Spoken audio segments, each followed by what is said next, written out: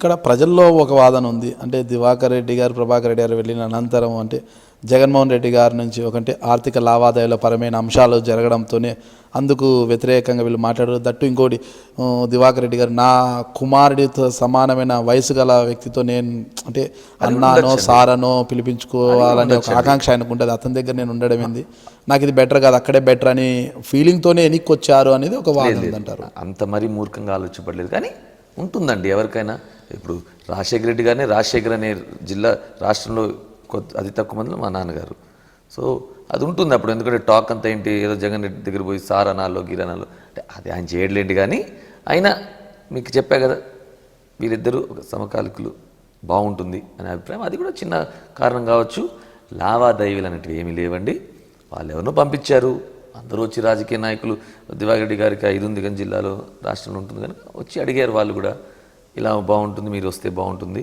కానీ ఏదో వాళ్ళకి ఏదో అప్పుడు కండిషన్ ఏదో పెట్టారు, మాకు కొద్దిగా ఆర్థికంగా కూడా మీరు సాయం చేయాలా ఇది అంటే. ఆర్థికంగా మేము సాయం చేయడం ఏంటండి, మేము ఎంత కావాలన్నా మేము పెట్టుకుంటాం మా ఎలక్షన్ వరకు. లేదు మా జిల్లాలో ఎవరికి కావాలన్నా మేము సాయం చేస్తాం అంతేగాని మేము పార్టీకి ఇచ్చి చేయాలి రావడం జరిగింది అంతేగాని మేము వాళ్ళని పిలిచడం కానీ. వాళ్ళు వచ్చారు అందరిలాగా, మీరు కూడా మా పార్టీలో జాయిన్ అయితే బాగుంటుందని. కమ్యూనిస్టులు కూడా ఉండిందేమో వాళ్ళ మనసులో కూడా దివాకర్ రెడ్డి గారు కమ్యూనిస్ట్ పార్టీలోకి వస్తే బాగుంటుందని. అంటే అందరికీ రావడం అనేది ఒక లీడర్ వస్తే మంచిదేగా, తప్పలేదని అభిప్రాయం అంతేగాని. జనబలం అంటారా దివాకర్ రెడ్డి గారు మా పార్టీలోకి వస్తే బాగుంటుంది అనడానికి కారణం జనబలం అంటారా ధనబలం అంటారా? ధనబలమే ఒకటే ఉంటే అండి. అంబానీ ఈరోజు ప్రైమ్ మినిస్టర్ అవుతాడు, టాటాలు ప్రెసిడెంట్లు అవుతారు. ఒక చాయ్ వాలా కాఫీ అమ్ముకునే నరేంద్ర మోడీ ప్రైమ్ మినిస్టర్ కాడు. ధనబలము అనేది ఒక చిన్నది ఇంతే. ధనబలంతో కాదు, జనబలం ఎవరికి ఉంటే వాళ్ళకే నీరాజన పలుకుతారు. ఏ పార్టీ అయినా, ఈ ప్రజలైనా, లీడర్లైనా. అదొకటే రీజన్ అంతేగాని ఏదో డబ్బులున్నాయి చిన్నదండి రాజకీయాలు. అది ఇప్పుడు మీరే అన్నారు అప్పట్లోనే మీ నాన్నగారు కూడా చెప్పారు ఇప్పుడు ఎలక్షన్ పెడితే జగన్ సీఎం అవుతాడు అంటే అలాంటి పరిస్థితి ఉండిందని. అసలు అయినా కూడా ఇక్కడ పార్టీలో చేరాను. అంటే 2014 ఎలక్షన్ అంతా కూడా ఒక్కసారిగా వైసీపీ వైపు ఎక్కువగా ఉన్నది చూపు. ఈ సందర్భంలో ఎలక్షన్లో కొద్దిగా చాలా ఒడిదుడుకులు ఎదురయ్యాయి. అంటే మంచి కాస్ట్లీ రాజకీయాలు ఇవి. అంటే మీరు ఏమీ కూడా డబ్బు ఖర్చు పెట్టుకోకుండానే ఇటు తాడిపత్రి కానీ అటు అనంతపురం పార్లమెంటు కానీ గెలిచామంటారా? లేదండి, ఖర్చు పెట్టాము. అబద్ధం ఎందుకు చెప్పాలా, ఖర్చు పెట్టాము. ప్రతి నియోజకవర్గానికి కూడా మీరు 3 కోట్ల రూపాయలు పంపిణీ చేశారనేది. ఇచ్చామనేది కాదు కానీ ప్రతి దాంట్లో మేము సహాయపడాము. ఆర్థికంగా అన్ని విధాలు చేస్తాము. అన్నీ ఉండాలా, లేకపోతే మీరెందుకండి? అన్ని విధాలు సహాయపడితేనే మంచి క్యాండిడేటు. మేము దేనికి వెనకాడము. రాజకీయము ప్రిస్టేజ్ ప్రజలకి పని చేరుగా ఉండాలంటే దేనికైనా వెనకాడమండి. ఏమైనా సరే చేస్తాము. అవసరం వస్తే అవతల ఎవరికైనా కావాలంటే మా ఇల్లు అయినా మేము డబ్బులు ఇస్తాము.